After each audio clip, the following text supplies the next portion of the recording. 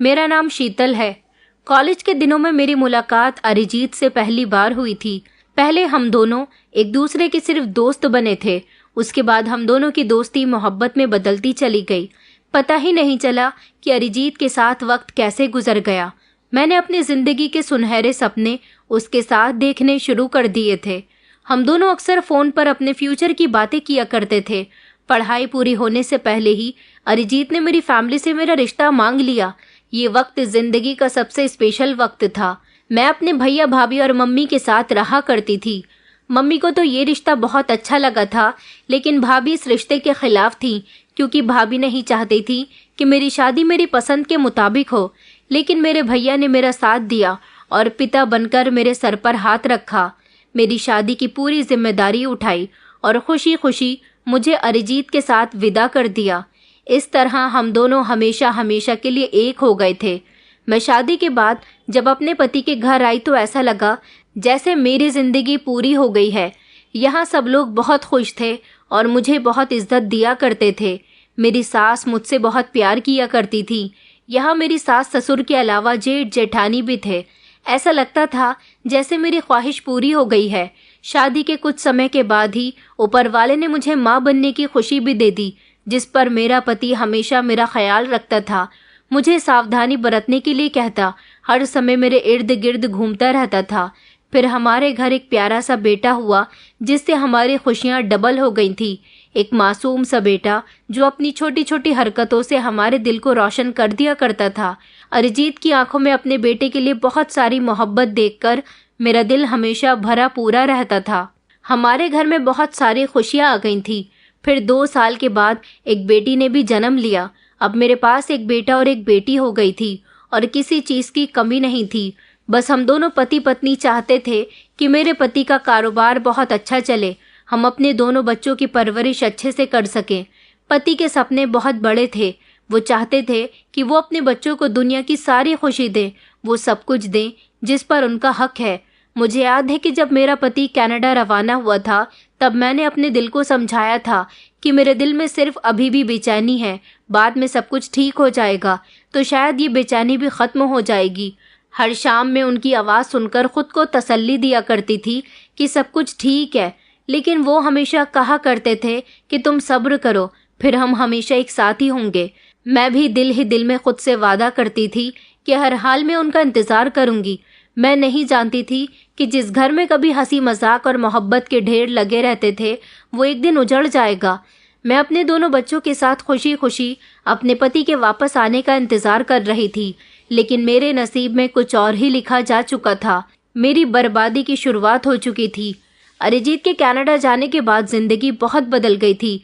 पहले पहले तो हम फ़ोन पर कभी देर तक बातें किया करते थे। बच्चे भी अपने पिता की आवाज़ सुनकर खुश हो जाते थे। हर हफ्ते हर महीने मेरे पति मेरे और बच्चों के लिए कोरियर से गिफ्ट भेज दिया करते थे। मेरे पति का पार्सल आता तो बच्चे बहुत खुश होते थे। कभी उनके लिए खिलौने होते, कभी कपड़े होते, तो कभी मेरे लिए मेकअप और कपड़े हुआ करते थे। कभी छोटे छोटे गिफ्ट जो मेरे दिल को सुकून दे जाते थे। अरिजीत कहते थे कि तुम फिक्र मत करो, ये तो बस एक छोटी सी शुरुआत है। जल्दी ही मैं तुम्हें और बच्चों को अपने साथ कनाडा ले आऊँगा। हम यहीं रहेंगे और यहीं एक छोटा सा घर खरीद लूँगा। मैं सपनों की दुनिया में जाने लगी थी। एक दिन मेरे बच्चे मेरे हाथों से खाना खा रहे थे। दोपहर का टाइम था और उनके सोने का समय हो रहा था। तभी अचानक मेरे मोबाइल की घंटी बजने लगी। मैंने जैसे ही फ़ोन रिसीव किया तो दिल खुशी से धड़क रहा था कि शायद अरिजीत ने मुझे कोई गुड न्यूज़ सुनाने के लिए फ़ोन किया होगा। मगर दूसरी तरफ फ़ोन पर कोई अजनबी इंसान बोल रहा था। उसने कहा कि आप शीतल जी बोल रही हैं, अरिजीत जी की पत्नी। मैंने उलझते हुए कहा कि जी। तो उन्होंने कहा कि हमें बड़े अफसोस के साथ आपको बताना पड़ रहा है कि आपके पति का एक्सीडेंट हो गया है।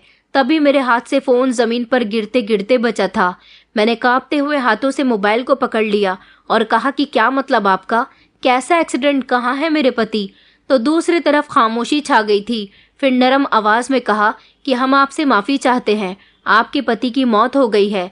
ये शब्द सुनते ही जैसे मेरी पूरी दुनिया एक मिनट के लिए रुक सी गई थी। अपने आसपास का सब कुछ जैसे मुझे घूमता हुआ नजर आ रहा था। मैं दीवार का सहारा लेकर खड़ी रही। मेरे बच्चे खेल रहे थे, हंस रहे थे और मैं अंदर से टूटती जा रही थी। मन कर रहा था कि चीख कर रोऊं, लेकिन आवाज़ जैसे मेरे गले में ही दबकर रह गई थी। मेरी सास जब मेरे कमरे में आई तो मैं उनसे सिर्फ इतना ही कह सकी कि अरिजीत नहीं रहे, और फिर मैं बेहोश होकर गिर गई। फिर घर में जैसे एक मातम सा छा गया था। होश आया तो पूरा घर शोक मना रहा था। घर में मोहल्ले के बहुत सारे लोग थे। घर वाले अफसोस में बैठे हुए थे।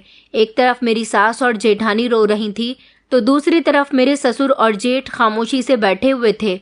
बच्चे जो कि अनजान थे, उन्हें पता ही नहीं था। वो हैरानी से इधर उधर घूम रहे थे और मैं जो होश में आने के बाद फूट फूट कर रोने लगी। मोहल्ले की औरतें मुझसे अफसोस जता रही थी, लेकिन मैं किसी की बात सुनने के काबिल नहीं थी। कुछ दिन इसी हाल में गुजर गए थे। लगभग 5 दिन के बाद खबर आई कि मेरे पति की लाश इंडिया आ रही है। मैंने खुद को संभालने की बहुत कोशिश की, लेकिन मेरे अंदर कहीं हलचल थी। मैं दरवाजे पर खड़ी रही, इंतजार करती रही।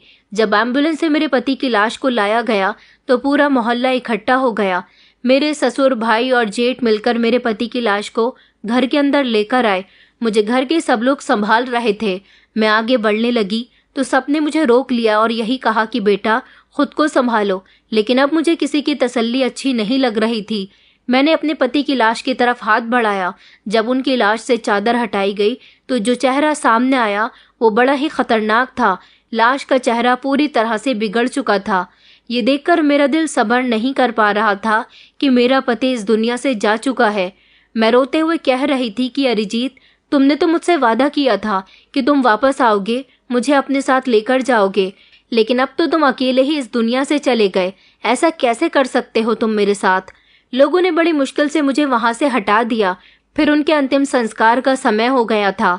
मैंने खुद को संभालने की एक आखिरी कोशिश की, लेकिन अंदर से मैं खाली हो चुकी थी। मैं चीख चीख कर रो रही थी और अपने पति को याद करके रो रही थी कि तुम प्लीज वापस आ जाओ, लेकिन अब कोई मेरी पुकार सुनने वाला नहीं था। मेरे पति के बिना मेरा समय ऐसे गुजर रहा था जैसे जिंदगी में बिल्कुल सुकून न रहा हो। कुछ दिन के बाद मेरे ससुराल वालों का बर्ताव भी बदलने लगा था। जो लोग पहले मुझे तसल्ली दिया करते थे, मुझ पर तरस खाया करते थे, मुझसे हमदर्दी किया करते थे, अब मुझे छोटी छोटी बातों पर इल्ज़ाम देने लगे थे। मेरी सास और जेठानी मिलकर मुझे कड़वी बातें सुनाया करती थी। कहती थी कि तुम्हारी वजह से घर का माहौल ऐसा हुआ है, तुम्हारे कदम पहले से ही शुभ नहीं रहे। जिस दिन से शादी करके आई हो, अपने ससुर को बीमार कर दिया और अब हमारे बेटे को भी खा गई। मैं उनकी बातों को खामोशी से बर्दाश्त किया करती थी, क्योंकि मैं जानती थी कि एक चुप 100 को हराता है। इस समय मेरे लिए मेरे बच्चे असली सहारा थे। मुझे उनके लिए जीना था, खुद को मजबूत रखना था। लेकिन मेरे ससुराल वालों का बिहेवियर दिन ब दिन मेरे साथ सख्त होता जा रहा था। मैं बड़ी मुश्किल से उनकी बातों को बर्दाश्त कर रही थी। मेरी सास बात बात पर यही कहती कि मेरा बेटा तेरी वजह से गया है, वरना आज जिंदा होता। तेरी मनहूसियत ने सब कुछ बर्बाद कर दिया। एक दिन मैंने उनको जवाब दे ही दिया। मैंने चौंक कर उनकी तरफ देखा और उनसे कहा कि जिंदगी और मौत तो ऊपर वाले के हाथ में है, इसमें मेरा क्या कसूर है? मैंने भी तो अपना पति खोया है। मगर मेरी सास ने कहा कि नहीं, ये सब कुछ तेरी मनहूसियत की वजह से हुआ है। हम तो अपने बेटे से मना किया करते थे कि इस लड़की से शादी मत कर, मगर उसने हमारी मर्जी के खिलाफ जाकर तुझसे शादी कर ली। अब हमें उसका अंजाम भुगतना पड़ रहा है। मैं खामोश रहती और चुपचाप अपने बच्चों की देखभाल में लगी रहती। लेकिन अब तो मेरे लिए इस घर में 2 वक्त की रोटी भी मुश्किल पड़ रही थी। मैं जो किचन से जाकर अपने बच्चों के लिए खाना निकाल कर आई थी, उस पर मेरी जेठानी कहने लगी कि ओ महारानी, मर गया है तुम्हारा पति, कोई जरूरत नहीं है अब ऐसे बेझिझक किचन के अंदर जाने की। हिसाब से खाना दिया करो बच्चों को। अब ये घर सिर्फ मेरे पति की कमाई से चल रहा है। मैंने अपनी जेठानी से कहा कि भाभी, कभी मेरा पति भी तो इस घर में बहुत पैसा कमाकर अपने माता पिता के हाथ पर दिया करता था और आपके लिए भी तोहफे लाया करता था। मैं ये खाना अपने लिए नहीं बल्कि अपने बच्चों के लिए लेकर जा रही हूँ। और आप ही तो कहती थी कि ऊपर वाले ने आपको संतान नहीं दी, तो मेरे दोनों बच्चे आपके लिए आपकी संतान समान हैं। उन्होंने कहा कि हाँ, लेकिन अब दौर वैसा नहीं रहा। अब नहीं है मुझे तुम्हारे बच्चों से कोई भी हमदर्दी। उनके शब्द मेरा दिल बहुत दुखा रहे थे। मैं खामोशी से अपने बच्चों के लिए खाना लेकर कमरे में चली गई थी। खाना खिलाने के बाद बच्चों को सुलाने लगी, तभी मुझे बाहर से आवाज आने लगी। मेरी सास जोर जोर से चिल्ला रही थी और कह रही थी कि ये सब कुछ शीतल के आने की वजह से हुआ है। अब बड़े बेटे का कारोबार भी नुकसान में चलता जा रहा है। पहले मेरे पति को पैरालाइज हो गया, फिर मेरा बेटा मर गया और अब बड़े बेटे के कारोबार का भी नुकसान हो गया। मैं कमरे के दरवाजे में खड़ी उनकी सारी बातें सुनती रही। मेरा मन कर रहा था कि उनसे कहूं कि आपके बेटे की मौत की जिम्मेदार मैं नहीं हूं। मैं तो आपके बेटे से मोहब्बत करती थी। उसी के जाने की तो वजह है कि आज आप लोग इतने कड़क शब्द बोल रहे हो। लेकिन मैं चुप रही। जब मैंने अपने बच्चों की तरफ देखा तो दिल खुद ब खुद सब्र करने पर मजबूर हो गया। मैं जानती थी कि अब मेरी मौजूदगी भी इन लोगों को बर्दाश्त नहीं हो रही। लेकिन एक दिन तो मेरी सास ने हद ही पार कर दी थी। मैं कपड़े धो रही थी जब मेरी सास मेरे पास आई और मुझसे कहने लगी कि उठ जा यहाँ से, चल अपने कपड़े निकाल और निकल जा यहाँ से, और साथ साथ अपने बच्चों को भी ले जा। मैं तुझे अब इस घर में और बर्दाश्त नहीं कर सकती। मैंने कहा, माँ जी क्या हो गया है, मैंने क्या कर दिया? तो उन्होंने कहा कि तूने जो किया है वो हमारे लिए बिल्कुल भी ठीक नहीं है। मोहल्ले के सारे लोग बातें बना रहे हैं कि तू मनहूस है। तेरा मनहूस साया ही तो जब से हमारे घर पर पड़ा है, हमारे घर की बर्बादियां शुरू हो गई। तेरे आने से पहले हमारे इस घर में हमेशा खुशहाली रहा करती थी। बेटे के मरने के बाद पता चला कि घर की बर्बादी की वजह तो तू है। मैंने अपनी आंखें बंद कर ली। शब्द मेरे होठों से निकलते निकलते रह गए। मैंने अपने बच्चों की तरफ देखा। मैं रो रही थी तो वो मेरे करीब आकर मुझसे लिपट गए। मेरा बेटा कहने लगा कि मम्मी अब हम कहाँ जाएंगे, दादी तो हमें घर से निकाल रही हैं। मेरी सास ने कहा कि मेरी बला से कहीं भी जाओ लेकिन मेरे घर में मत रहो। मैंने अपना दिल मजबूत किया और अपने बेटे से कहा कि बेटा तुम फिक्र मत करो, ऊपर वाला हमें जहाँ ले जाएगा हम वहाँ चलेंगे, लेकिन अब यहाँ नहीं रहेंगे। मेरी सास की नीयत कुछ और थी। कुछ दिन बाद सास ने मुझ पर आखिरी इल्ज़ाम लगाया।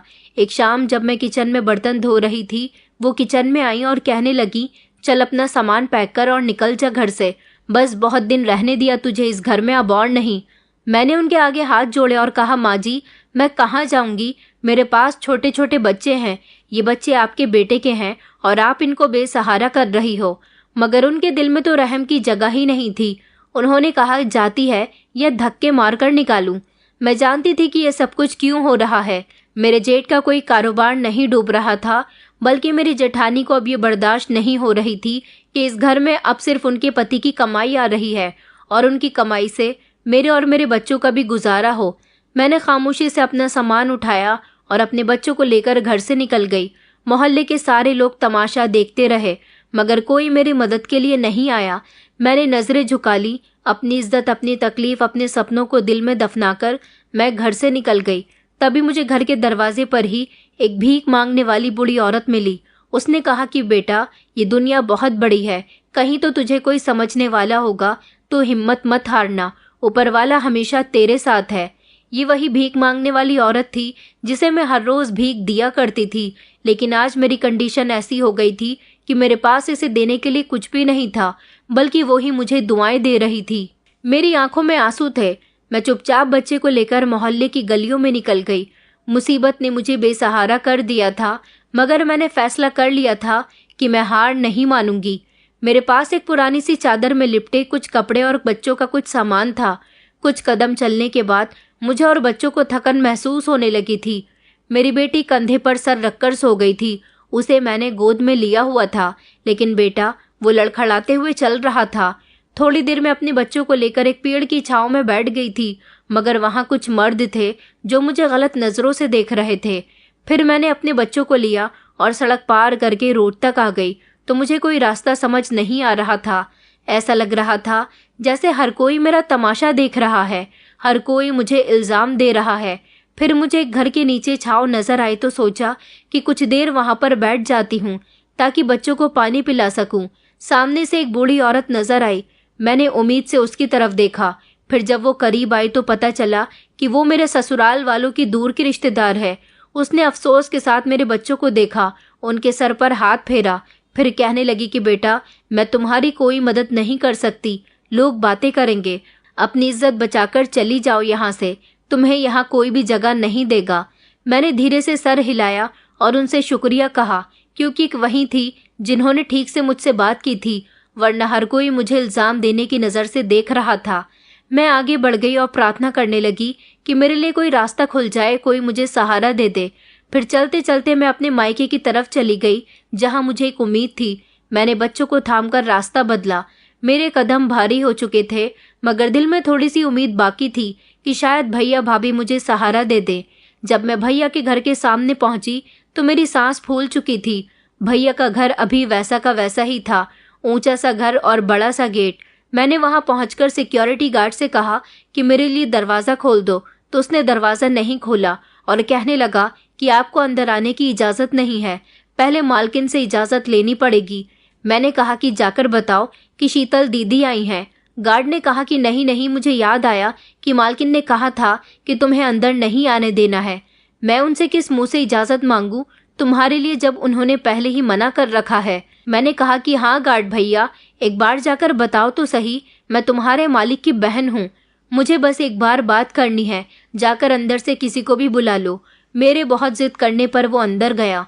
जब वापस आया तो उसकी बात और भी कठोर थी। वो कहने लगा कि मालकिन कहती हैं कि हमें परेशान मत करो, जाओ यहाँ से। गार्ड की बात सुनकर तो मेरी सांस अटक गई। मुझे अपनी भाभी से ऐसी उम्मीद नहीं थी। इस घर में मैं पली बड़ी थी और आज इसी घर से मुझे निकाला जा रहा था। इस घर के दरवाजे मेरे लिए बंद हो गए थे। मैं काफ़ी देर बाहर गेट पर बैठी रही, अपने बच्चों को सीने से लगाकर, और रो रो कर प्रार्थना करती रही कि कोई मुझे अपने घर में जगह दे दे। मैं अपने बच्चों को लेकर ऐसे दर दर भटकती नहीं रह सकती। थोड़ी देर के बाद भाभी खुद गेट पर आ गई और कहने लगी, अरे तुम अभी तक यहीं बैठी हो, मुझे तो लगा कि चली गई होगी। वापस चली जाओ यहाँ से, यह बेइज्जती कराने का बहुत शौक है तुम्हें। पहले ही तुम्हारी बूढ़ी माँ को हम समझ रहे हैं, अब तुम भी यहाँ आकर हमारा चैन सुकून बर्बाद कर दो। निकल जाओ यहाँ से, यहाँ तुम्हारी कोई जगह नहीं है।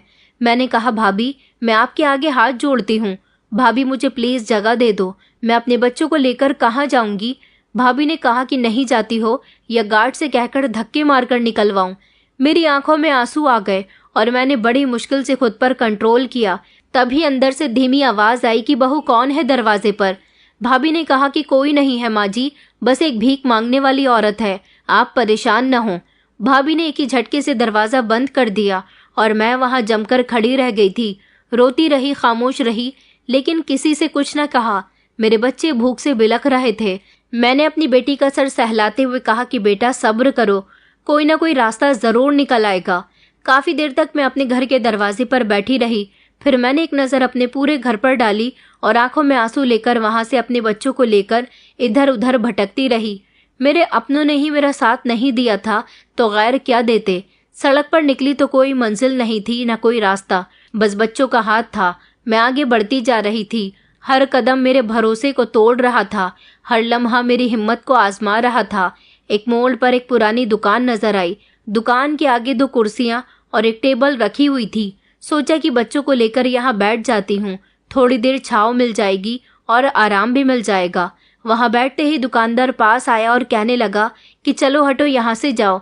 मैंने कहा, भैया आपकी तो बहुत बड़ी दुकान है, 1-2 चीज़ के पैकेट दे दो, मेरे बच्चों का पेट भर जाएगा, मेरे बच्चे सुबह से भूखे हैं।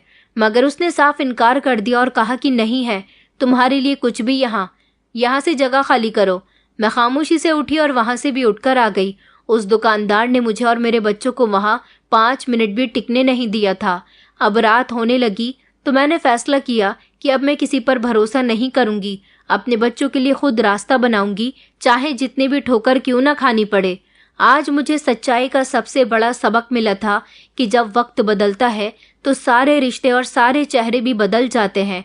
वो अपने जो कभी हमारे ख़ास हुआ करते थे, वो वक्त बदलने पर सबसे पहले अपनी असलियत दिखाते हैं। सूरज जलने लगा था। मुझे एक अजीब सी बेचैनी होने लगी थी। मैं अपने दोनों बच्चों को लेकर सड़क पर एक तरफ बड़ी पुरानी सी बेंच के पास आकर बैठ गई थी। बेटा मेरे कंधे से लग गया था और बेटी मेरी गोद में बैठकर सो चुकी थी। मेरे दोनों बच्चों को बहुत भूख लग रही थी। तभी सामने मेरी नज़र एक ठेले वाले पर गई जिसके पास पकोड़े और समोसे थे। तेज खुशबू से मेरे बच्चों की आंख खुल गई और उनकी भूख और ज़्यादा बढ़ गई। बेटी ने मेरा दुपट्टा खींचा और कहने लगी कि माँ खाना लेकर आओ ना, बहुत भूख लगी है। मैंने झुकी हुई नज़रों से उसे देखा। उसकी आंखों में एक उम्मीद थी जो मेरे दिल में चुभ रही थी। मेरे पास कुछ पैसे पड़े हुए थे, लगभग 50 रुपए थे।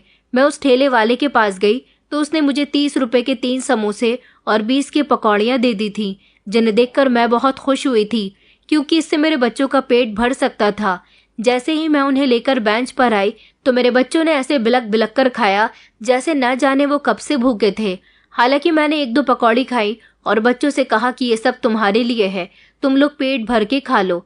अब तो मैं इनको खाना खिला चुकी थी, मगर आगे कैसे और किस तरह इनका पेट भरूंगी मैं नहीं जानती थी।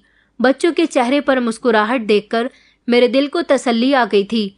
रात गहरी होने लगी, दुकान भी बंद होने लगी थी। लोग अपने अपने घरों को जा रहे थे और हम वहीं उसी बेंच पर बैठे हुए थे। थोड़ी देर के बाद एक पुलिस की गाड़ी आकर रुकी। एक हवलदार उतरा, हमारे पास आया और सख्त शब्दों में कहने लगा कि मैडम यहाँ से उठो, यहाँ बैठने की परमिशन नहीं है, हटो यहाँ से। मैंने रिक्वेस्ट करते हुए कहा कि सर, रात गुजारने के लिए हमें यहाँ बैठा रहने दीजिए, सुबह हम यहाँ से चले जाएंगे। लेकिन हवलदार ने कहा कि नहीं नहीं, ऐसे अगर सबको यहाँ रहने देंगे तो सड़क भर जाएगी, चलो जाओ यहाँ से। मेरे पास अब कोई दूसरा रास्ता नहीं था। मैंने अपने बेटे को उठाया और छोटी बेटी को गोद में लिया, फिर सड़क पर चलना शुरू कर दिया। सड़क सुनसान थी, मेरे लिए हर कदम भारी होता जा रहा था। फिर दूर मुझे कोने में कुछ मजदूर बैठे हुए नजर आए। मैंने सोचा कि शायद वहाँ कुछ देर साया मिल जाए।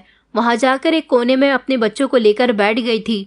मजदूरों ने एक नज़र मुझे देखा, फिर अपनी बातों में बिजी हो गए। एक बूढ़े आदमी ने तरस खाकर एक पुरानी सी दरी हमारी तरफ फेंकी और कहने लगे, लो बहन, अपने बच्चों को इस पर बिठा दो, ज़मीन ठंडी है। मैंने उनका शुक्रिया अदा किया और दरी बिछाकर बच्चों को सुला दिया। कुछ देर बाद एक औरत अपने एक बेटे के साथ वहाँ आई। उसके कपड़े भी फटे हुए थे, मगर आंखों में एक अजीब सी चमक थी। वो मेरे पास बैठते हुए कहने लगी कि इधर नहीं हो क्या? मैंने हाँ में सर हिला दिया। उसने कहा, बहन, यही हमारी दुनिया है, मैं भी तुम्हारी तरह बेसहारा हूँ, बस सड़क पर जहाँ जगह मिल जाए वहीं सो जाती हूँ। उस औरत ने अपने थैले से 2 सूखी रोटी निकाली और एक सफ़ेद रंग की थैली में सब्जी थी। मेरी तरफ बढ़ाते हुए कहने लगी, लो खा लो, भूखी होगी। मैं मांग कर लाई थी। मैंने उसे मना करना चाहा, मगर उसने ज़बरदस्ती खाना मेरी तरफ रख दिया। मैंने उसका शुक्रिया अदा किया और दिल में सोचा कि इसकी कंडीशन भी मेरे जैसी ही है, तभी तो ये मेरी मदद कर रही है, क्योंकि इसे मेरी तकलीफ़ का अंदाज़ा हो रहा है। आज पहली बार मैंने जाना था कि भूख और इज्जत इंसान को किस तरह से रौंद देती है। मुझे तो नींद नहीं आई थी। मैं इसी तरह से बैठी रही, तभी कुत्ते आकर भौंकने लगे। बच्चों की आंख खुल गई और डरकर मुझसे लिपट गए। मैंने हाथ से कुत्तों को दूर किया। एक आदमी ने कहा कि बहन, सड़क पर रात गुजारने वाले का सबसे पहले दुश्मन यही जानवर है, सावधान रहना। दिन निकल आया था, सब कुछ वैसा का वैसा ही था। मैंने सोच लिया था कि अब मैं भीख मांगने से भी नहीं शर्माऊंगी। अगर मुझे अपने बच्चों के लिए भीख मांगनी पड़ेगी तो मैं वो भी करूंगी। मैं हर दरवाज़ा खटखटाऊंगी, हर बेइज्जती को बर्दाश्त करूंगी, मगर उन्हें भूखा नहीं सोने दूंगी। मैंने बच्चों को तैयार किया, बेटी के बाल बांधे और बेटे के कपड़े झाड़े और फिर बच्चों को लेकर बाजार की तरफ निकल गई। मुझे लगा कि यहाँ इतने सारे लोग हैं, कोई तो मेरी हालत पर रहम करेगा। मैं बाजार के किनारे पर खड़ी हो गई थी। मैंने बच्चों को वहाँ बैठा दिया और खुद झिझकते झिझकते बाजार में चलना शुरू किया। किसी ने नज़र उठाकर भी नहीं देखा। कोई खाली हाथ लौटा देता तो किसी ने 2 या 5 रुपए के सिक्के दे दिए थे। और एक औरत ने तो कहा कि अच्छी खासी जवान औरत है, देखो तो भीख मांग रही है। इतना नहीं हो सकता कि कहीं कोई काम ढूंढ ले, बस लोगों को बहाना चाहिए भीख मांगने का। उसकी बात सुनकर मैं खामोश रही, क्योंकि मेरा दिल अब मजबूत हो चुका था। दिन ढलने लगा। जितने पैसे इकट्ठे हुए उनसे 2 वक्त की रोटी का बंदोबस्त कर लिया और बच्चों ने पेट भरकर खाना खाते ही मुस्कुराकर मेरी तरफ देखा। उसी लम्हे ने मेरी सारी थकान उतार दी। इस तरह मैं हर दिन बाजार में जाने लगी। कई दिन हो गए थे। अब तो वहाँ के दुकानदार और कस्टमर भी मेरे बच्चों सहित मुझे पहचानने लगे थे। सुबह सवेरे जब बाजार खुलता तो मैं बच्चों को साथ लेकर एक तरफ बैठ जाती थी और अपनी नज़र ज़मीन की तरफ झुकाकर उनके आगे हाथ फैला दिया करती। कुछ लोग बिजी होते थे तो मुझे नज़रअंदाज कर दिया करते थे, तो कुछ पैसे देकर चले जाते थे और कुछ ताने दिया करते थे। मुझ में इतना हौसला आ चुका था कि लोगों की बातों से अब मुझे कोई फ़र्क नहीं पड़ता था। बच्चों की भूख और मजबूरी मेरी ज़बान को बंद कर चुकी थी। धूप तेज़ हो रही थी। बेटी को प्यास लगने लगी तो उसने पानी मांगा। मैंने इधर उधर पानी की तलाश की। तभी एक ठेले पर मुझे कोल्ड ड्रिंक, पानी और शरबत बिकता हुआ नजर आया। मैंने अपने थैले में हाथ डाला जिसमें मैं भीख के पैसे इकट्ठा किया करती थी। उसमें कुछ बचे हुए पैसे थे। हिचकिचाते हुए मैंने एक पानी की बोतल खरीद ली। मेरे दोनों बच्चों ने पानी ऐसे पिया जैसे वो कई दिनों से प्यासे हों। बाजार में एक जगह छोटा सा ढाबा था। कभी कभी वहां के नौकर बचा हुआ खाना मुझे दे दिया करते थे। मैं दिल ही दिल में उनकी शुक्रगुजार थी। एक दिन ढाबे के मालिक ने मुझे अपने पास बुलाया और कहने लगा कि देखो बहन, ये जगह सड़क के किनारे है, यहाँ से जाओ, कस्टमर परेशान होते हैं। मैंने हाथ जोड़कर कहा कि साहब, मैं किसी के सामने बैठकर भीख नहीं मांगती, बस एक कोने में बैठ जाऊंगी। मगर उसने सख्ती से कहा कि बात को समझो वरना पुलिस को बुला लूंगा। मैंने खामोशी से अपने बच्चों को उठाया और बाजार के दूसरे रास्तों पर जाकर बैठ गई। हर जगह हर इंसान का दिल इतना बड़ा नहीं होता कि वो हम पर रहम करे। एक दिन एक अमीर औरत के बच्चे ने मुझे भीख के पैसे दिए तो उसका हाथ मेरे हाथ से टच हो गया। उस औरत ने अपने बेटे को डांट लगाई और कहने लगी कि तुमसे कहा था ना कि दूर से पैसे देना, ये लोग गंदे होते हैं, इनसे बीमारियां हो जाती हैं। मेरी आंखों में आंसू आ गए और मैं सोचने लगी, अच्छा तो गरीबी बीमारियों का रास्ता भी होती है। एक दिन मैं भीख मांगने के लिए अपने बच्चों को लेकर सब्जी मंडी चली गई। वहां पर एक सब्जी वाले ने मुझसे कहा कि बहन, थोड़े खीरे बचे हैं, घर ले जाओ, खा लेना। मैं खुश हो गई। जैसे ही मैंने खीरों को अपने हाथ में लिया तो देखा कि सारे के सारे खीरे खराब थे, मगर मेरा और मेरे बच्चों का पेट भरने के लिए वो काफी थे। मैंने और बच्चों ने सही सही खीरे निकालकर खा लिए और बाकी फेंक दिए। यही बहुत था कि उस इंसान ने मुझे कुछ तो दिया था। कुछ दिन और इसी तरह से गुजर गए। अब मौसम ठंडा होने लगा था, सर्दी धीरे धीरे आ रही थी। मेरे बच्चों की हालत दिन ब दिन खराब होती जा रही थी, कभी बुखार कभी खांसी। मैंने कोशिश की कि अपने बच्चों को दवाई दिला सकूं, किसी डॉक्टर के पास ले जा सकूं, मगर मेरे पास पैसे नहीं थे। दिन इसी तरह से गुजर रहे थे, कभी उम्मीद की किरण, कभी मायूसी की चादर। लेकिन मैंने ठान लिया था कि अपने बच्चों के लिए हर मुसीबत से लड़ जाऊंगी, लेकिन उन्हें कभी भूखा नहीं सोने दूंगी। बाजार की सड़कों पर बैठे बैठे मुझे कई दिन गुजर गए थे। अब लोगों के चेहरे में एक ही नज़र में पड़ लिया करती थी कि कौन मुझ पर रहम खा रहा है और कौन मेरा तमाशा देख रहा है। मगर फिर भी मैं सुबह से शाम तक इसी उम्मीद पर बैठी रहती थी कि कभी तो मेरे दिन बदलेंगे, कभी तो कोई चमत्कार होगा। एक शाम बाजार बंद हो चुका था, सड़क पर अंधेरा था। मैंने बच्चों को संभाला और चल पड़ी। सर्दी बढ़ने लगी थी। खुले आसमान के नीचे रात गुजारना अब मुश्किल होता जा रहा था। बेटी का बुखार बढ़ गया, उसका शरीर तप रहा था। वो कभी हल्की सी सिसकारी मारती तो कभी कांप उठती। चलते चलते मैंने देखा कि एक पुरानी छोटी सी दुकान थी जिसका दरवाज़ा टूटा हुआ था और अंदर कचरे का ढेर लगा हुआ था, मगर चारों तरफ दीवार और छत। मैंने सोचा कि यहाँ चली जाऊंगी तो सर्दी से बच जाएंगे। मैं अपने बच्चों को लेकर वहाँ चली गई। देखा तो चारों तरफ कचरा ही कचरा था। मैंने अपने दुपट्टे से एक तरफ का कचरा साफ किया और वहाँ कुछ पुराने कार्टन पड़े हुए थे, उन्हें ज़मीन पर बिछाया और बेटी को गोद में लेकर बैठ गई। बेटे को वहीं लेटने के लिए कहा। मेरे दोनों बच्चे बहुत थक चुके थे, उनको देखकर मुझे बहुत तरस आता था। मैं दोनों का सर सहलाने लगी। मैंने अपने फटे हुए दुपट्टे को बच्चों पर डाल दिया ताकि सर्दी से बच सकें। जागते जागते सारी रात गुजर चुकी थी। बेटी का बुखार कम होने का नाम नहीं ले रहा था। न कोई दवाई थी न कोई डॉक्टर। कई बार सोचा कि बेटी को किसी अस्पताल के सामने लेकर बैठ जाऊं, मगर बिना पैसों के मुझे वहां से भी भगा दिया जाएगा। मैं जानती थी कि जैसे ही सूरज निकला तो बेटे ने रोना शुरू कर दिया। माँ, भूख लग रही है। मैंने अपनी खाली झोली की तरफ देखा। मेरे पास आज पैसे नहीं थे, क्योंकि सारा दिन जो मैं भीख मांगा करती थी, रात को उन्हीं पैसों से बच्चों को खाना खिला दिया करती थी। मैंने अपने बेटे को प्यार से समझाया और कहा कि बेटा, तुमसे वादा करती हूँ कि थोड़ी देर रुक जाओ, कुछ अच्छा खाने को मिलेगा। उसके अंदर उम्मीद जागने लगी, मगर वो नहीं जानता था कि मैं सिर्फ उसे तसल्ली दे रही थी। मैंने फैसला कर लिया कि कुछ न कुछ कमाकर लाना है। मैं बच्चों को वहीं छोड़कर पास की दुकानों और होटल में मांगने के लिए चली गई। हर जगह एक ही जवाब मिला कि काम वाली चाहिए, मगर तुम्हारे जैसी नहीं, उसकी हालत ठीक होनी चाहिए। तुम तो बड़ी गंदी हो, कपड़े भी गंदे हो रहे हैं, तुम्हें तो कोई अपने घर में भी नहीं रखे, काम देना तो दूर की बात है। मैं आते जाते लोगों को तरसती हुई नज़र से देखती रही। बेटी का शरीर अभी जल रहा था। मन कर रहा था कि मैं खुद को नोच लूं, लेकिन सब्र करने के सिवा कोई रास्ता नहीं था। धूप तेज हुई तो मैंने धूप की जगह पर बैठकर मांगना शुरू कर दिया। एक अमीर बूढ़े आदमी ने मुझे पूरे 500 रुपये दिए तो किसी ने कुछ सिक्के दिए। मैं जल्दी से उठी और फौरन होटल की तरफ चली गई। वहां से खाना लिया और अपने बच्चों के सामने रखा तो उनकी आंखों में खुशी की लहर दौड़ गई थी। जैसे दुनिया की सारी दौलत उनके पास आ गई हो। वो अपने छोटे छोटे हाथों से खाना खाने लगे। उन्होंने अपने हाथों से मुझे भी खाना खिलाया। बस कुछ इसी तरह से रोते रोते दिन गुजर रहे थे। मैं अपने हर आने वाले दिन के लिए प्रार्थना किया करती थी। सब्जी मंडी में जो आदमी सब्जी बेचा करता था, वो अपने ठेले की बची हुई सब्जियां जैसे टमाटर, खीरा, मूली, गाजर, भले ही वो खराब और सड़े हुए होते थे, लेकिन उनमें से छांट छांट कर हम 2-3 सब्जी निकाल ही लिया करते थे।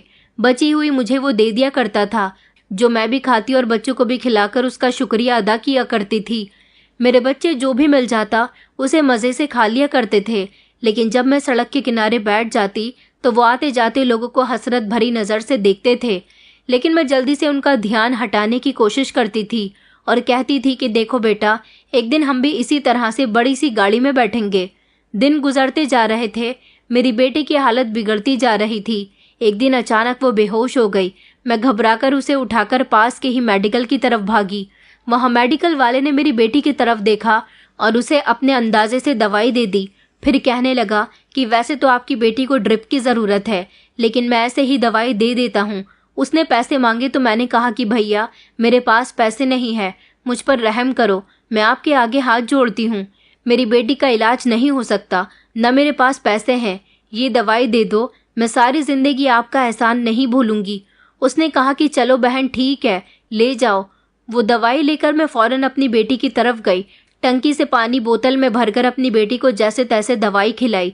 अगली सुबह जब मेरी बेटी सोकर उठी तो उसकी तबीयत बेहतर थी, लेकिन वो काफ़ी कमज़ोर हो गई थी। मैंने फैसला कर लिया था कि अब बच्चों को सड़कों पर नहीं घसीटूंगी, मगर कहीं और जाने का मेरे पास कोई रास्ता भी नहीं था। मेरे पास थोड़े से पैसे जमा हो चुके थे। मैं बार बार बच्चों को समझा रही थी कि ज़्यादा शोर ना करो ताकि हमें कोई धुतकार न दे, क्योंकि मैं एक छोटी सी दुकान के आगे बैठ जाया करती थी। ये एक नया दुकान व्यापारी था, इसलिए मुझसे कुछ नहीं कहता था, मगर मैं जानती थी कि कुछ दिनों बाद ये भी मुझे अपनी दुकान के आगे से हटा देगा। एक दिन दुकान के आगे एक बड़ी सी गाड़ी आकर रुकी। दरवाज़ा खुला, एक इंसान बाहर निकला। मैंने उसे ध्यान से देखा तो मेरे होश उड़ गए। वो चेहरा जो मैं सपनों में देखती थी, जो मेरी हर प्रार्थना की वजह होता था, अरिजीत, ये बिल्कुल मेरे पति के जैसा लगा, मगर उसकी हालत बिल्कुल अमीर लोगों के जैसी थी। मेरी आंखें उस पर यकीन करने से इनकार कर रही थी। मैंने जल्दी से अपने बच्चों को वहीं बैठा रहने के लिए कहा और खुद उसके पीछे पीछे जाने लगी। मैंने थोड़ी दूर पर जाकर उसे आवाज़ दी, अरिजीत। उसने मेरी तरफ देखा। मैंने उम्मीद भरी नज़र उसकी तरफ डाली कि शायद वो मुझे पहचान जाए, मगर उसके चेहरे पर न कोई पहचान और न ही कोई हैरानी थी। उसने उलझन से मेरी तरफ देखा और कहने लगा कि देखकर नहीं चल सकती। उसकी बात से मेरी दुनिया एक बार फिर से उजड़ गई। मैंने कांपती हुई आवाज़ में कहा कि मैं तुम्हारी पत्नी हूँ, शीतल। उसने हैरानी से मुझे देखा और कहने लगा कि क्या बकवास कर रही हो, मैं कोई अरिजीत नहीं हूँ, मेरा नाम कश्यप है। मैंने उसकी आंखों में झांकने की कोशिश की, जैसे वहाँ कहीं कोई सच छुपा हुआ हो। मैंने उसे इशारा करते हुए कहा कि देखो, वहाँ ज़मीन पर तुम्हारे बच्चे बैठे हुए हैं। उसने गाड़ी की तरफ कदम बढ़ाए और कहा कि जाओ यहाँ से, तमाशा करने की ज़रूरत नहीं है। मैं उसके पीछे पीछे चलने लगी, लेकिन उसने मेरी तरफ पलटकर भी नहीं देखा। मैं चीखने लगी, चिल्लाने लगी, मगर उसने मेरी एक न सुनी। आसपास के लोग मुझे देखकर बातें कर रहे थे कि पागल हो गई है। मैं उस गाड़ी को जाते हुए देख रही थी, जो अब काफ़ी दूर जा चुकी थी, लेकिन मेरा दिल वहीं अटका हुआ था। मैं वापस बच्चों के पास आई और उनकी तरफ टूटी फूटी नज़र से देखा।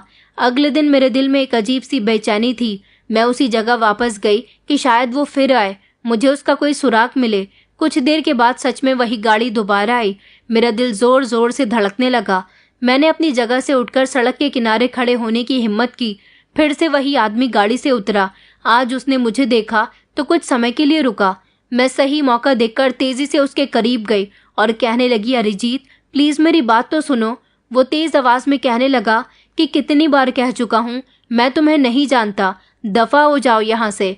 मैंने उसका गिरेबान पकड़ लिया और कहा कि अगर तुम अरिजीत नहीं हो तो फिर तुम्हारी आंखें क्यों वैसी हैं, तुम्हारी आवाज़ क्यों वैसी है। वो मेरा हाथ झटक कर पीछे हटा और गाड़ी में बैठते हुए कहने लगा कि पागल औरत, मेरा पीछा छोड़ दो। उसकी गाड़ी तेज़ रफ्तार से वहाँ से चली गई और मैं वहाँ खड़ी रोते हुए उसे जाते हुए देखती रह गई। सोचती रही कि वो मुझे क्यों नहीं पहचानता। अगर वो मेरा पति नहीं है तो क्यों बार बार मेरा उससे टकराव हो रहा है। अगले दिन कुछ दिन तक वो नहीं आया, लेकिन मैं वहीं भीख मांगती रही और उसका इंतजार करती रही। फिर कुछ समय के बाद फिर से मैंने एक चमचमाती हुई गाड़ी को देखा। हर अजनबी चेहरे में मैं अपने पति को तलाश किया करती थी। वो मेरा पति ही था, बिल्कुल वैसा ही चेहरा, बिल्कुल वैसी ही आवाज़। अपने पति को देखने के बाद मेरा दिल चैन नहीं लेने दे रहा था। मैं जानती थी कि जो मैं देख रही हूँ वो कोई झूठ नहीं है, मगर उसका इनकार मुझे अंदर से तोड़ रहा था। फिर भी मैंने हार नहीं मानी और उस दिन भी मैं उसके सामने जाकर खड़ी हो गई।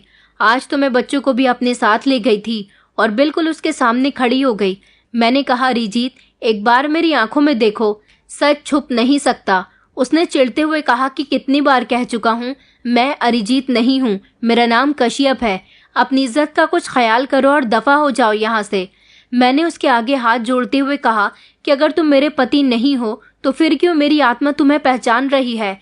क्यों मेरे दिल में यकीन है कि तुम मेरे पति ही हो? उसके चेहरे पर उलझन भरे एक्सप्रेशन आ गए। अब की बार उसकी नज़रें खाली थीं।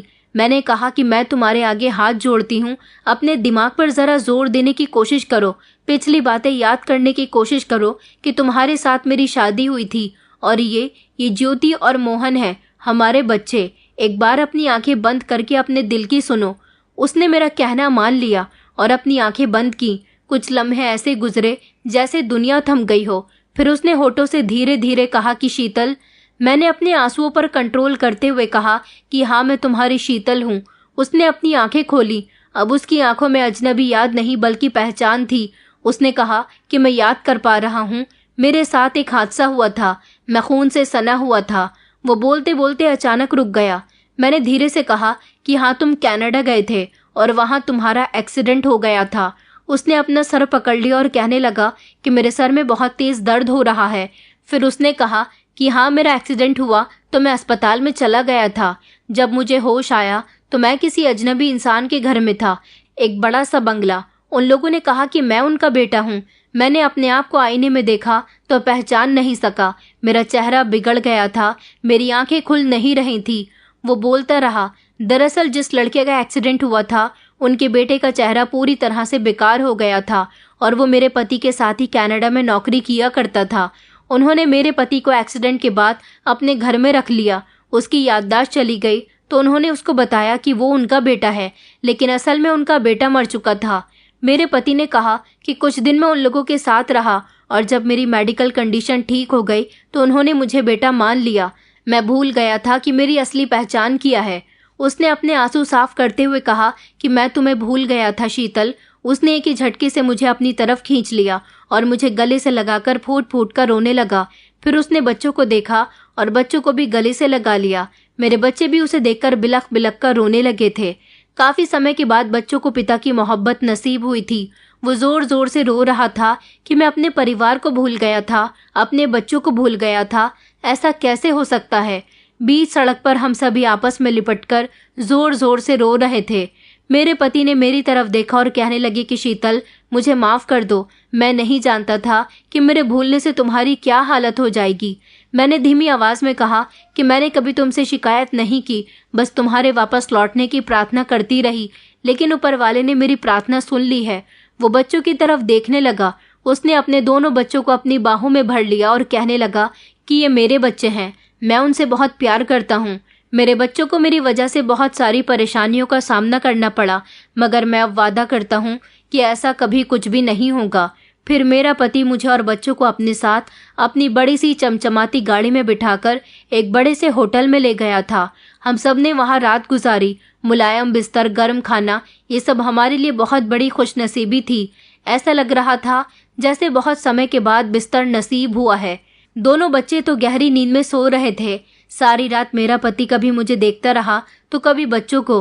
उन्होंने कहा कि शीतल, मैं बहुत शर्मिंदा हूँ कि तुम्हें कितनी सारी परेशानियों का सामना करना पड़ा, लेकिन तुम्हारे साथ ये सब कुछ हुआ कैसे?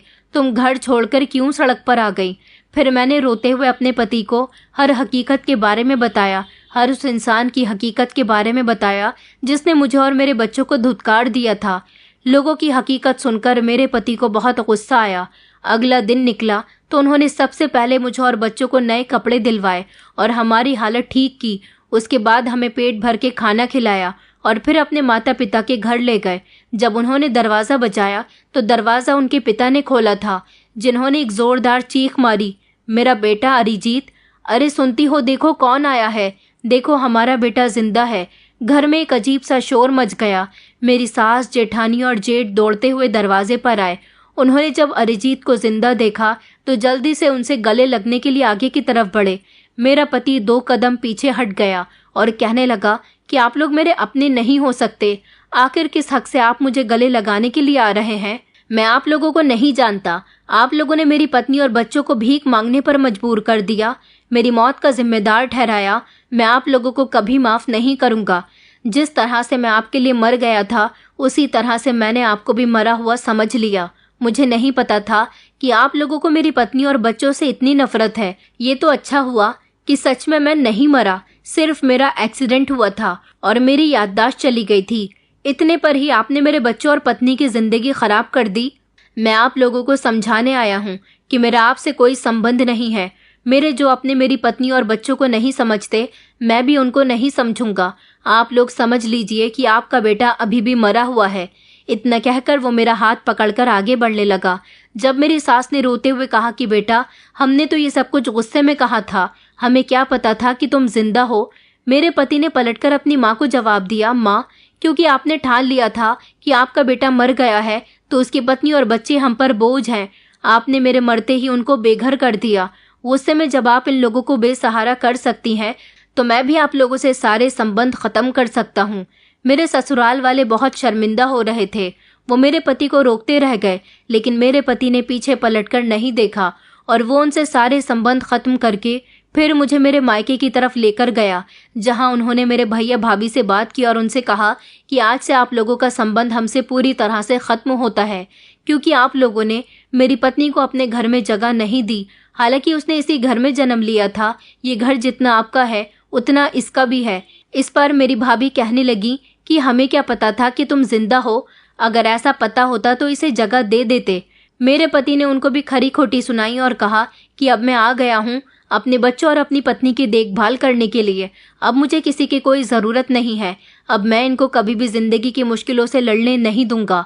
मेरे पति मेरा हाथ पकड़कर मुझे और बच्चों को एक बड़े से घर में लेकर आ गए थे।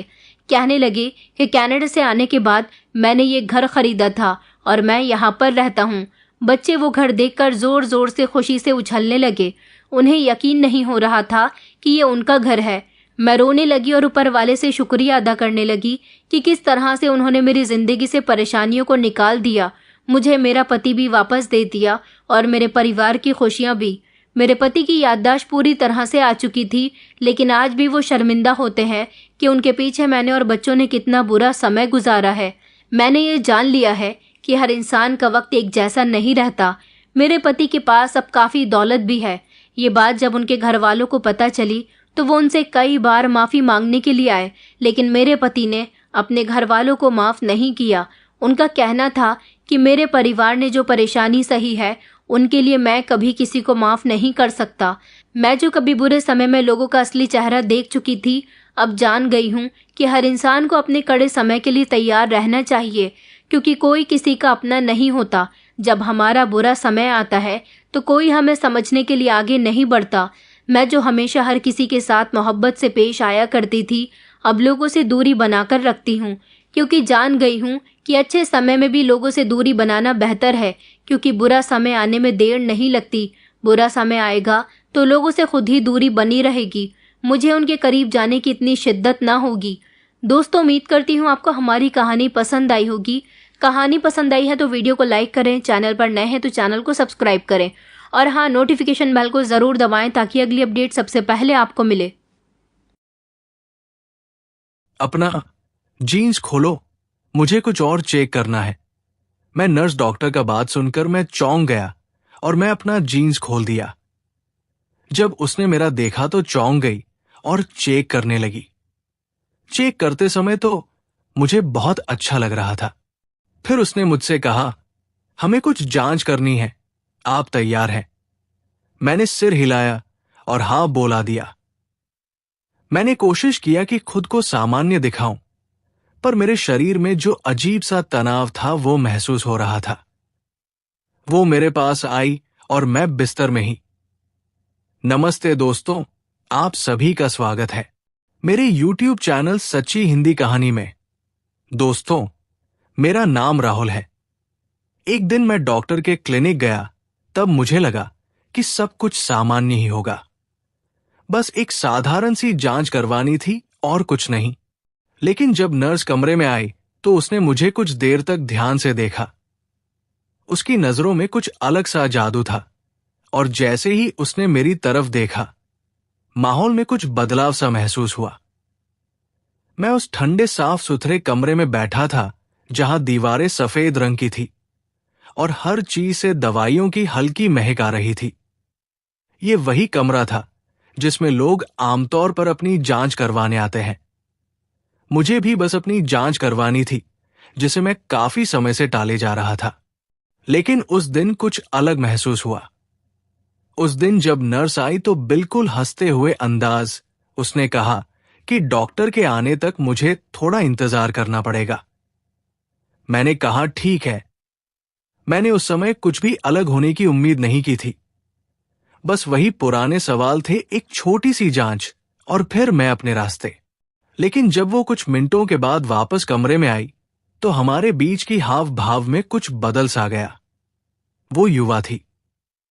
लगभग 23 साल के आसपास उसकी उम्र रही होगी और तेज नजरें और कातिलाना मुस्कान जो पहले काफी सहज लगी थी। पर अब जब वो आई तब वो अपने हाथ में लिए कागज के पर्चे देख रही थी। उसकी नजरें मुझ पर पहले से ज्यादा पड़ रही थी, जिससे मेरे शरीर में मैं हल्की सी सनसनी होने लगी थी। मुझे यकीन नहीं हो रहा था कि ये सच है या फिर भ्रम, पर जो भी हो मुझे बहुत अच्छा लगता। फिर उसने मुझसे कहा, हमें कुछ जांच करनी है, आप तैयार हैं? मैंने सिर हिलाया। फिर मैंने कोशिश किया कि खुद को सामान्य दिखाऊं, पर कमरे में जो अजीब सा तनाव था वो अब महसूस हो रहा था। वो मेरे पास आई और बिस्तर के पास खड़ी हो गई और जब उसने मेरी नब्ज पकड़ने के लिए हाथ बढ़ाई तब उसकी उंगलियों हल्के से मेरे बाजू को छू गई। वो छुआने एकदम मासूम सी थी, लेकिन कुछ पल के लिए कुछ ज्यादा देर तक टिकी रही और उसने मेरे अंदर एक अजीब सी हलचल पैदा कर दी। तब मैंने उसकी तरफ देखा और उसकी नजरों में एक हल्का सा बदलाव देखा, जैसे वो भी वही महसूस कर रही थी जो मैं कर रहा था। फिर थोड़ी देर बाद उसने कहा, अच्छा अब अपनी पंथ खोल लो, मुझे कुछ और चेक करना है। उसकी आवाज अभी भी धीमी स्वर में थी, लेकिन उसमें कुछ अलग था जिसे मैं समझ नहीं पाया। मैं एक पाल के लिए झिंझका, क्योंकि मुझे नहीं लगा था कि जांच इतनी व्यक्तिगत होगी। लेकिन मैंने उसकी बात मानी, धीरे से बटन खोला और जीन्स नीचे किया। फिर मेरा दिल तेजी से धड़कने लगा, जांच की वजह से नहीं बल्कि इस वजह से कि मैं जो महसूस कर सकता था वो उसकी नजरों की वजह से था और अभी भी उसकी नजरें मुझ पर ही थी।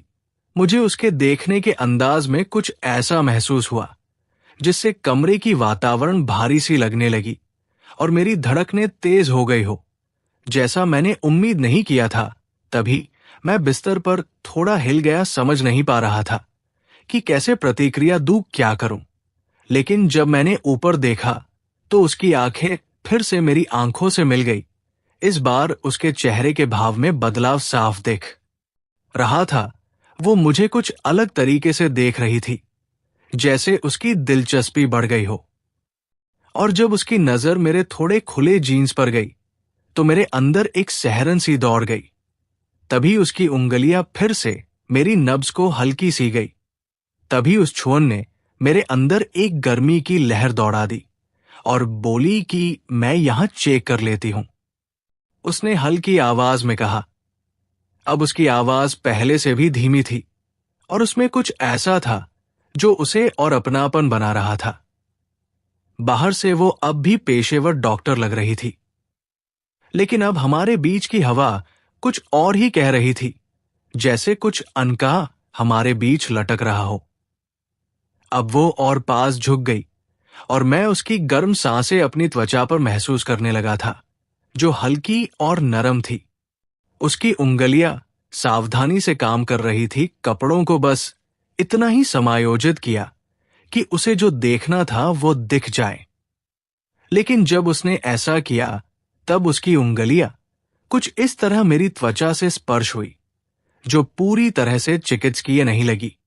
तब मेरी सांसें थम गई, मेरी धड़कनें तेज होने लगी और मैं खुद को शांत रखने की कोशिश करने लगा। लेकिन हर गुजरते पल के साथ ये और मुश्किल हो रहा था। उसकी नजदीकी, उसके शरीर की गर्मी, सब कुछ अब जिया ज्यादा महसूस हो रहा था और मेरे अंदर एक धीमी आग सी जलने लगी थी। उसकी आंखें फिर मेरी आंखों से मिली और कुछ देर तक हम दोनों में से कोई कुछ नहीं बोले। उस खामोशी में कुछ था जो हवा को और भारी बना रहा था, जैसे कोई सवाल हमारे बीच तैर रहा हो जिसे हम दोनों पूछने से डर रहे हो। तब उसने धीरे से कहा, तुम्हारे शरीर में खिंचाव है। उस समय उसकी उंगलियों हल्के से मेरी जांघ पर टिकी थी। उसका स्पर्श नरम और विश्वास से भरा था। कोई बात नहीं, बस आराम करो। उसकी बातें भले ही सांत्वना देने वाली थी, लेकिन उनके पीछे कुछ ऐसा था जिसने मेरी धड़कनें और तेज कर दी। मैंने सिर हिलाया, पर आराम करना अब आखिरी चीज थी जो मैं कर सकता था। लेकिन उसके स्पर्श और उसके देखने के अंदाज से मैं और भी ज्यादा घबरा गया। तभी जैसे ही उसकी उंगलियों फिर से मुझे छूने लगी, मेरे अंदर एक गर्मी की लहर दौड़ गई और मैं जानता था कि उसने इसे महसूस किया होगा, क्योंकि उस समय उसकी सांसें हल्की तेज हुई थी और उसकी नजर मेरे आधे खुले जीन्स पर टिक गई थी, जैसे वो कुछ कहने वाली हो। लेकिन उसने कुछ नहीं कहा। उसके हाथ अभी भी मेरी जांघ पर टिके हुए थे और उसकी उंगलियां मेरी त्वचा पर हल्की सी लकीरें खींचने लगी थी। डॉक्टर बोली, मैं बस चेक कर रही हूं। उसने फुसफुसाते हुए कुछ कहा, लेकिन उसकी आवाज इतनी धीमी थी जैसे वो खुद से बात कर रही हो या मुझसे। ये साफ नहीं था। उसके हाथ धीरे धीरे बढ़ रहे थे, मगर सावधानी से। पर अब उसका स्पर्श पूरी तरह से चिकित्सकीय नहीं था।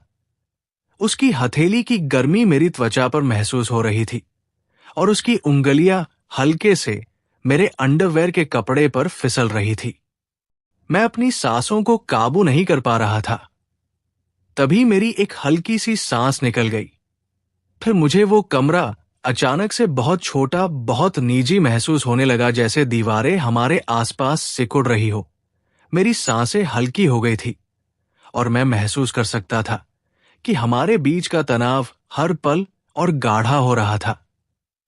उसने अपने हाथ नहीं हटाए, बल्कि अब उसका स्पर्श और साहसी हो गया। उसकी उंगलियां मेरी अंडरवियर की कमरबंद को समायोजित कर रही थी। उसके हर एक मूवमेंट में एक धीमा और निश्चित अंदाज था। मैं उसकी ओर देखता रहा, अपनी नजरें उससे हटा नहीं सका। और जब उसकी नजरें फिर से मेरी आंखों से मिली तो उसमें कोई संदेह नहीं था। उसकी आंखों में चाहत थी। ये सामान्य नहीं है, उसने धीरे से कहा, जैसे खुद को समझाने की कोशिश कर रही हो। लेकिन उसके हाथ नहीं रुके। उसका स्पर्श अब और भी आत्मविश्वास से भरा था, जैसे वो मेरी त्वचा के नीचे के हिस्सों को अच्छे से जानने की कोशिश कर रही हो। मैंने मुश्किल से फुसफुसाते हुए कहा कि मेरी आवाज तनाव से भरी हुई थी जो हमारे बीच पनप रहा था। कुछ देर तक हम दोनों हिले तक नहीं। हमारे बीच की हवा गाढ़ी हो चुकी थी, हर उस चीज से भारी जो हो रही थी और जो होने वाली थी। फिर जैसे बिना किसी शब्द के फैसला हो गया हो, उसने और भी करीब झुकते हुए अपने होंठ मेरे पास ला दी। अब मैं उसकी गर्म सांसों को अपनी त्वचा पर महसूस कर सकता था और उस पल का इंतजार अब सहन नहीं हो रहा था। तभी उसके हाथ फिर से हिले, इस बार और भी निश्चिंतता के साथ। उसकी उंगलियां मुझे कुछ इस तरह से छू रही थी जिससे मेरा पूरा शरीर तनाव में आ गया। मैं अपनी सांसों को काबू में नहीं रख पाया और हल्की सी कराहन निकल गई। मेरी सांसें छोटी छोटी होने लगी, लेकिन अब खुद को रोकना नामुमकिन था। मुझे महसूस हुआ कि जैसे कि वो चुंबन और गहरा हुआ, उसका स्पर्श और ज्यादा सशक्त होता जा रहा था। मेरी धड़कनें तेज हो गई और मैं उसकी ओर झुककर उसे और करीब खींचने लगा। उसके शरीर की गर्मी मेरे शरीर से टकरा रही थी और उस सर्द चिकित्सकीय माहौल का एहसास जैसे गायब हो गया था। अब बस हमारे बीच बढ़ती हुई वो करीबी थी जो हर पल के साथ और गहरी होती जा रही थी। उसकी सांसें तेज हो रही थी और उसके होंठ मेरे मुंह से होकर गर्दन की ओर चले गए, जहां उसने हल्के और गर्म चुंबन की लड़ी बना दी। मेरी त्वचा में एक अजीब सी सनसनी हो रही थी। तभी मैंने अपने हाथ उसकी कमर पर रख दिए और उसे और करीब खींच लिया, जैसे मैं उसके आकर्षण से खुद को दूर नहीं कर पा रहा था। हर स्पर्श, हर हलचल मानो एक वादा थी, एक अनकही चाहत, जिसे हमने सोचा भी नहीं था, पर अब पूरी तरह से उसके वश में थे। मुझे ये नहीं करना चाहिए, उसने धीमे से कहा, उसकी आवाज मेरी त्वचा पर सरसराते हुए। लेकिन उसकी आवाज में कोई झिंझक नहीं थी। उसने रुकने की कोई मंशा नहीं दिखाई। उसकी बातों ने इस पल को और गहरा बना दिया था, जैसे हम दोनों एक ऐसी सीमा पार कर रहे हो जहां से वापसी संभव नहीं थी। और अब मैं खुद को रोक नहीं सका। उसका हाथ धीरे धीरे नीचे की ओर बढ़ा और जब उसने मुझे छुआ, उसकी छुआ नरम भी थी और गहरी भी, जिससे मेरे मुंह से एक हल्की सी सांस निकल गई। मेरे शरीर का हर हिस्सा जैसे जाग उठा था और उसकी उंगलियों ने मुझे ऐसी आनंदों से भर दिया जिसे मैं बर्दाश्त नहीं कर पा रहा था। उसकी उंगलियां मेरे शरीर पर धीमी और सोच समझ कर लकीरें खींच रही थी, जैसे मुझे छेड़ भी रही हो, मुझे परख भी रही हो। इंतजार असहनीय हो गया था, हर पल जैसे खींच रहा था और मैं हमारे बीच बढ़ती गर्मी को महसूस कर सकता था। तुम इसे रोकना मुश्किल बना रही हो, मैंने धीमी और सहज आवाज में कहा। मेरे शब्द बमुश्किल निकल रहे थे। मुझे उसकी मुस्कान अपने गले पर महसूस हुई। उसकी सांसें नरम और गर्म थी और वो अब भी मेरी त्वचा को गहनता से निरीक्षण कर रही थी। मैं अब रुकने की कोशिश नहीं कर रही, उसने फुसफुसाते हुए कहा। उसकी आवाज में जरूर भरी हुई थी और उसके शब्दों का भर हमारे बीच लटका हुआ था। अब पीछे मुड़ने का कोई रास्ता नहीं था, सिर्फ आगे बढ़ना था, उस चाहत में डूबना था जिसने हम दोनों को जकड़ लिया था। तभी फिर उसकी उंगलियों मेरे अंडरवियर की कमर बंद पर आकर रुकी, जैसे वो किसी संकेत का इंतजार कर रही हो। उसकी आंखों में वही कच्ची चाहत थी जो मेरे शरीर में दौड़ रही थी। मैंने सिर हिलाकर उसे बता दिया कि ये ठीक है कि मैं भी उतना ही चाहता हूं जितना वह चाह रही थी। जैसे ही उसकी उंगलियां नीचे गई और उसने मुझे छुआ, मेरे शरीर में बिजली की लहर दौड़ गई और मेरा पूरा शरीर उसकी छूने के प्रति प्रतिक्रिया देने लगा। मेरी सांसें अटक गई और मुझे यकीन था कि उसने इसे महसूस किया होगा। उसकी उंगलियों में जो आत्मविश्वास था, उसने मेरे होश उड़ा दिए। उसकी हर हरकत सोच समझकर की गई थी और उसने मेरे शरीर में सुख की लहरें भर दी थी। मेरे हाथ उसकी कमर पर कस गए और मैंने उसे और भी करीब खींच लिया।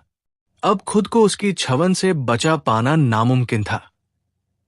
हमारे बीच की हवा इंतजार से भारी हो गई थी। हर सांस गहरी हो रही थी और हर पल हम पर उस काम के भार को डाल रहा था जो हम कर रहे थे। मुझे उसकी नब्ज अपनी उंगलियों के नीचे होती महसूस हो रही थी, जो मेरी अपनी धड़कन की तरह तेजी से धड़क रही थी, जैसे हमारे बीच की तीव्रता हर पल बढ़ती जा रही थी। तुम्हारे ये सब करने से मैं पागल हो रहा हूं, मैंने धीमी आवाज में कहा, लेकिन वो बस मुस्कुराई। उसके होंठ मेरे कान से हल्के से छू गए और उसकी उंगलियां धीमी तड़पाने वाली लय में चलती रही। उसे अच्छे से पता था कि वो क्या कर रही है और मेरे दिमाग में बस उसी का एहसास था, उसके हाथों का स्पर्श और उसका शरीर मेरे से सटा हुआ अच्छा है। उसने हांफते हुए फुसफुसाया। उसकी आवाज में जो खुशी थी वो साफ सुनाई दे रही थी। जैसे उसे मेरी प्रतिक्रिया से बेहद संतोष हो रहा हो। उसके होंठ फिर से मेरे होठों पर आए एक गहरा तपता हुआ चुंबन लेते हुए, जिसने मुझे सांसों से खाली कर दिया। मेरा पूरा शरीर उस तीव्रता के नीचे कांप रहा था। मुझे ऐसा लग रहा था कि मैं खुद पर से काबू खो रहा हूं। वो धीमी स्थिर जलन अब कुछ और बनती जा रही थी, कुछ इतना जबरदस्त कि मैं उसे रोक नहीं पा रहा था। हर स्पर्श, हर चुंबन मुझे किनारे की ओर धकेल रहा था, और मुझे ये भी महसूस हो रहा था कि वो भी इसे समझ रही है। उसकी उंगलियां अब और जल्दी जल्दी चलने लगी थी। उसका शरीर मुझसे और ज्यादा कसकर सट गया था, और मुझे पता था कि हम दोनों ही इस पल में एक दूसरे में खो चुके थे। उसकी उंगलियों की तीव्रता, उसके होठों का मेरी त्वचा पर घूमना, उसकी सांसों की नरम आवाजें, ये सब कुछ बहुत ज्यादा हो रहा था। मेरा शरीर पूरी तरह से उसकी छवन के आगे समर्पित हो गया था। उस तीव्रता और उस अनकही इच्छा के आगे, जिसने हम दोनों को अपने कब्जे में कर लिया था, मैं महसूस कर सकता था कि मेरे अंदर की तनाव की रस्सी अब बहुत कसी हुई थी, टूटने के लिए तैयार थी। और मैं बहुत करीब था तभी वो मेरे कान के पास आई। उसकी आवाज फुसफुसाहट से भी धीमी थी, छोड़ दो, मैं इसे महसूस करना चाहती हूं। उसके ये शब्द ही काफी थे, और एक हल्की करह के साथ मैंने खुद को पूरी तरह से उस पल में खो जाने दिया। मेरे अंदर का सारा तनाव एक झटके से टूट गया, और सुख की लहरें मेरे ऊपर उमड़ पड़ी। मेरा पूरा शरीर कांप रहा था, हर मांसपेशी कस गई थी, और मैंने पूरी तरह से उस तीव्रता को अपने आप पर हावी होने दिया। मेरी सांसें तेज और उखड़ी हुई थी, जैसे उस एहसास ने मुझे पूरी तरह से घेर लिया हो। उसने मुझे अपने पास कसकर थाम रखा था। उसकी उंगलियां अब भी हल्के से चल रही थी, मुझे धीरे धीरे इस सुखद एहसास से बाहर निकालते हुए। उसके होंठ मेरी गर्दन, मेरे गाल और मेरे होठों पर नरम चुंबन दे रहे थे। मैं उसकी गर्म स्थिर सांसों को महसूस कर सकता था, जबकि वो धीरे से आश्वासन भरे शब्द कह रही थी। उसका शरीर मेरे से कसकर लगा हुआ था, जैसे हम दोनों एक दूसरे में समा गए हों। उस क्षण के बाद कमरे में एक अजीब सा सन्नाटा था। वो तनाव अब गायब हो गया था, और उसके बदले हमारे बीच एक अनकही पर गहरी समझदारी आ गई थी। मैंने टेबल पर पीछे की ओर झुककर अपने सांसें संभालने की कोशिश की, जबकि वो अब भी पास खड़ी थी। उसके हाथ मेरे सीने पर हल्के से टिके हुए थे। फिर उसकी आंखें मुझसे मिली, और तब वो शर्माई थी, जिसके बाद उसने मेरे सीने को कस दिया था। काफी देर तक हम दोनों ने कुछ नहीं कहा। हमारे बीच का सन्नाटा अब सुकून भरा था, उस भारी एहसास से भरा हुआ जो हमने अभी अभी एक दूसरे के साथ साझा किया था। मुझे ये नहीं करना चाहिए था, उसने धीमे से कहा। उसकी आवाज में हल्की झिझक थी, लेकिन मैंने सिर हिलाकर उसे चुप करा दिया। उसके चेहरे को हल्के से छूते हुए कहा, मुझे इसका कोई पछतावा नहीं है, मैंने धीरे से कहा। और ये सच था। हालात जैसे भी हों, जो कुछ हुआ था उस पर मुझे कोई पछतावा नहीं था। उसने मुझे जिस तरह से महसूस कराया था, वो कुछ ऐसा था जिसे मैं कभी भूल नहीं सकता था। तब उसकी आंखों में नरमी आई, और उसके होठों पर एक हल्की मुस्कान आई, जबकि उसने धीरे से मेरे होठों पर एक आखिरी बार नरम चुंबन दिया। फिर वो हल्का सा मुस्कुराई, और हम दोनों थोड़ी देर तक एक दूसरे को बस देखते रहे। कमरे में अब एक अजीब सा सुकून था, जैसे सब कुछ अपने आप सही हो गया हो। उसने धीरे से मेरी ओर हाथ बढ़ाया, और मैंने उसका हाथ पकड़ लिया। अब कुछ कहने की जरूरत नहीं थी। अब हमें क्या करना चाहिए? उसने धीरे से पूछा। उसकी आवाज में हल्की सी चिंता थी, लेकिन उसका चेहरा अब भी शांत था। मैंने उसकी ओर देखा और हल्के से मुस्कुराया। जो भी हो, हम एक दूसरे का साथ दे सकते हैं, मैंने कहा। उसने सिर हिलाया और मुस्कराई, जैसे मेरी बात से उसे भी राहत मिली हो। फिर हमने एक दूसरे के हाथ थामे हुए कमरे से बाहर कदम रखा। जो कुछ भी हुआ था, अब वो बीता हुआ था, लेकिन जो एहसास हमारे बीच बना था वो अब भी गहरा और सच्चा था। अब हम दोनों साथ थे, और यही सबसे बड़ी बात थी। बाकी चीजें वक्त के साथ अपने आप सही हो जाएंगी। तो दोस्तों, ये थी हमारी आज की हमारी छोटी सी कहानी कैसा लगा कमेंट में जरूर बताएं। और चैनल में पहली बार आए हैं तो चैनल को भी सब्सक्राइब करें। आगे ऐसे ही रोमांचक कहानियां सुनने के लिए चैनल को सब्सक्राइब करें। फिर मिलते हैं एक नई स्टोरी में। धन्यवाद।